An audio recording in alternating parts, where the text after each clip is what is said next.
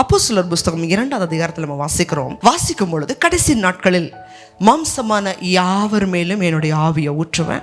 அப்போ உங்கள் குமாரரும் குமாரத்திகளும் தீர்க்க தரிசனம் சொல்லுவாங்க.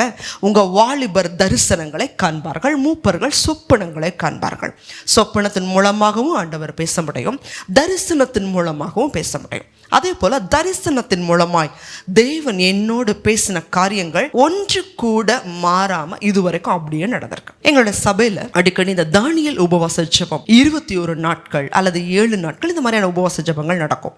அப்படி ஜெபம் பண்ணும்போது கர்த்தர் பரிசுத்த ஆவியானவர் அதிகமா கிரியை செய்வார். அநேக காரியங்கள், அற்புதங்கள் நடக்கும். அப்படி நடந்த ஒரு சம்பவம். 21 நாள் உபவாசம் பண்ணி நம்ம சபையார் ஜெபம் பண்ணி கொண்டிருக்கிறோம்.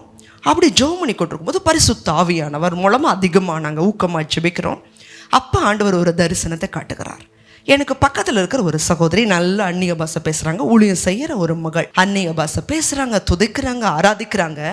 ஆனால் கர்த்தர் அந்த பொண்ணுடைய முகத்தை எனக்கு காட்டி, அந்த பொண்ணுக்குள்ளே அசுத்தாவின் கிரியை இருக்குது, அந்த பொண்ணோட தலையில் நீ கை வச்சு ஜெபிச்சு அந்த கிரியை நீ வெளியேற்றணும். அப்போ நான் பார்க்குறேன், உலக பிரகாரமாக ஆண்டவரே அந்த பொண்ணு நல்ல அந்நிய பாஷை பேசுகிறாளே, ஊழியம் செய்கிற பொண்ணு, அவளுக்குள்ளே அந்த எந்த சிம்டமுமே வெளியில் இல்லை, அசுத்தாவி இருக்கிறதாகவோ எதுவுமே இல்லை. அந்த பொண்ணும் அவள் ஜெபம் பண்ணி அந்நிய பாஷை பேசிட்டு இருக்காளே. ஆண்டவர் அந்த பொண்ணோட முகத்தை மறுபடியும் காட்டுறார். விசுவாசத்தோட அந்த பொண்ணோட தலையில கை வச்சா கிட்டத்தட்ட 15 ஆவிகள் அந்த பெண்ணை ஆளுகை செய்துகிட்டு இருந்திருக்கு. இரவெல்லாம் அந்த பொண்ணு அதுக்கு பிறகு அந்த அசுத்தாவியோட கிரியைகள் 15 ஆவிகளை ஓட்டும்படியாகவும், அதற்கு பிறகு அந்த பெண்ணிட்ட கேட்கும் பொழுது தினமும் 10 மணி 11 மணி 12 மணி 2 மணி வீட்டு விட்டு யாருக்குமே தெரியாம ஓடி போய் 2 மணி நேரம் அவன் எங்க போவானே அவளுக்கே தெரியாதான்.